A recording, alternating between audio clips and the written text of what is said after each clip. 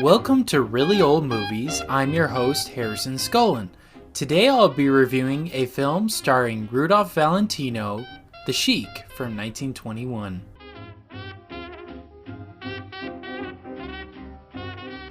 Alright, to start off for today's episode, I'll be discussing the plot, the acting, the directing, cinematography or special effects, and the music for the movie The Sheik.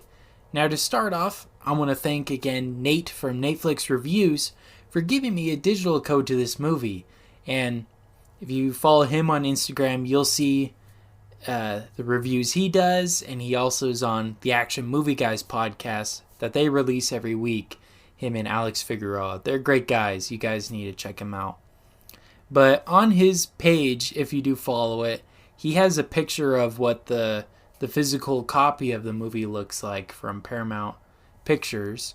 They do their own classics releases now, and the cover on this movie looks fantastic.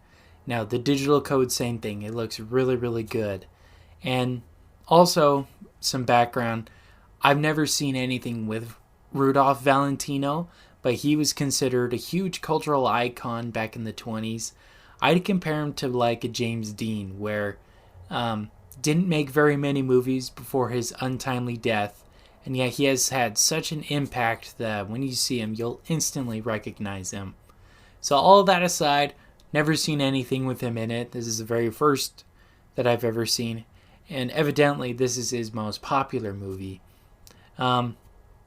So starting off with the plot, fortunately I gave it a 2.5 out of 5. Not a fan of it. To be honest, I did not like him. I didn't like Rudolph Valentino's character. We're supposed to like him. He's kind of like a rugged, Arab character, and we're supposed to like him by the end, but I never do. I think he's kind of a jerk throughout the whole thing, and it's hard to like him. But again, this movie's 100 years old now. Probably different time.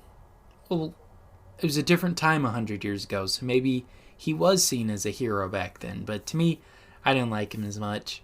And Agnes Ayer's character, she's kind of brought into this world, so that was kind of interesting, kind of giving the audience like a first-time view of this world that they live in. But I don't know, it wasn't too interesting of a plot. I'll be honest, I had a hard time keeping track of it and paying attention to it, so not a big fan, wasn't too engaged with it. And it's not like I don't like movies from this era. I've seen The Jazz Singer, I've seen Metropolis, I've seen even earlier movies, Intolerance. I just did that a couple weeks ago. So it has nothing to do with this time period or silent movies in general, is the point I'm trying to make. It's just this plot in general I did not like. Alright, acting wise, I liked a little bit more. I gave it a 3 out of 5. Again, Agnes Ayers, she plays Lady Diana. She was pretty good, and she definitely stands out to me. She's the quintessential flapper girl from, the 1920s. Definitely the rebels. She's like wearing pants instead of a dress, and that's even a part of the film. The Prince Ahmed character, played by Rudolph Valentino, he doesn't understand her culture. It's very different from his, and and she really does show a desire for independence. Again, very, very prevalent in this era. Women just got the right to vote. There are all these things that happened at the turn of the century that had brought women up into this kind of a thing. So she definitely fits that role very well. Again, probably the best part of the movie, stands out the most. And then Rudolph Valentino's character, he plays Prince Ahmed. He's kind of boring, not that interesting, and personally his motives aren't too clear. For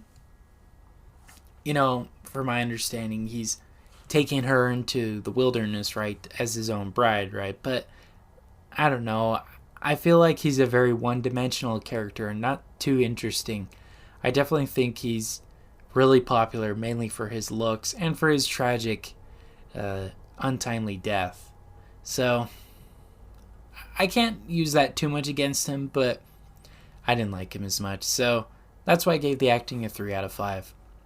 Now, directing wise, I liked how a lot of the scenes were set up, especially the ones that took place in the desert.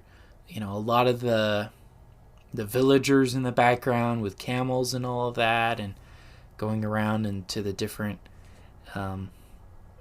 vendors and whatnot. It looked very realistic, and I was very impressed with the work they did here. You know, considering the movie's 100 years old, right? So very impressed with that.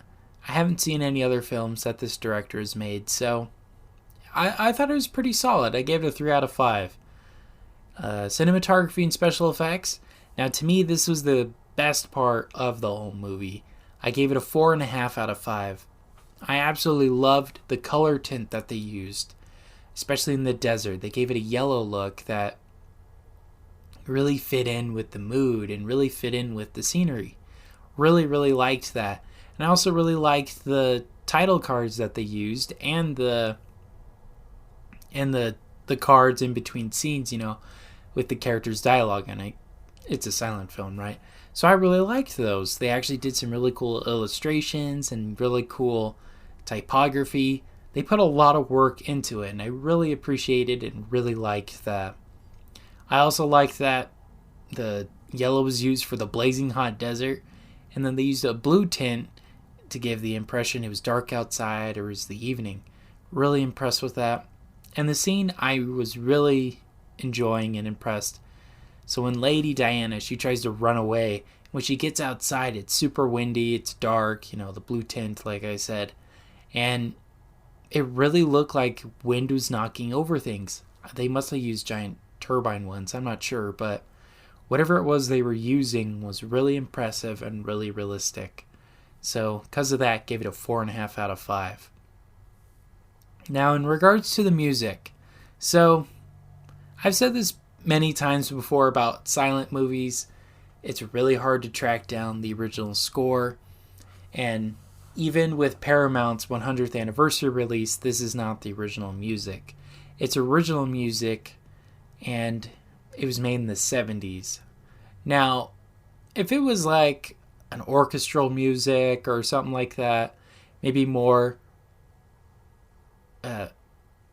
maybe fitting in more with, you know, the time period, I probably would have liked it more, but this was not that at all.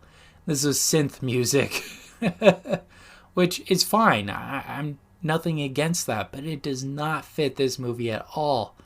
It made no sense to have synth music, and it had these weird flutes and all that. It did not fit the movie at all.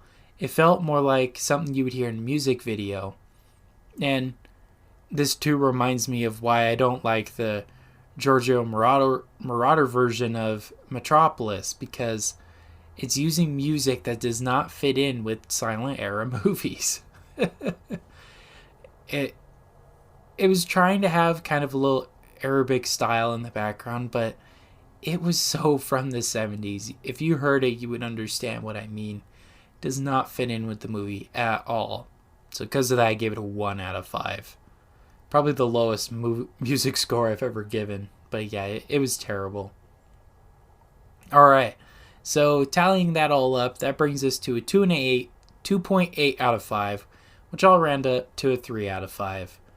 Again, I've seen better silent movies, and honestly, better movies taking place in the desert. Lawrence of Arabia is an example of that. And I was really sad I didn't like this movie as much as I wanted to. You know, looking at the poster and hearing about Rudolph Valentino and looking at the DVD release from it, this looked like a really awesome movie, and I was really excited to watch it, and I was very disappointed with it. So, yeah, those are my thoughts on the Sheik. And again, I want to thank Nate from Nateflix Reviews once again for giving me the digital code to this movie. Sorry I didn't like the movie, but that's the way it goes, right? So, thank you all so much for listening to today's episode, and make sure to subscribe to our Instagram and Facebook at Really Old Movies. That way you can catch up with some more behind the scenes about the week's particular film. And new episodes will be released Fridays at 8 p.m. Pacific Standard Time on Spotify and Apple Podcast. Thanks again for listening to today's episode. I'm your host, Harrison Scullin. Take care.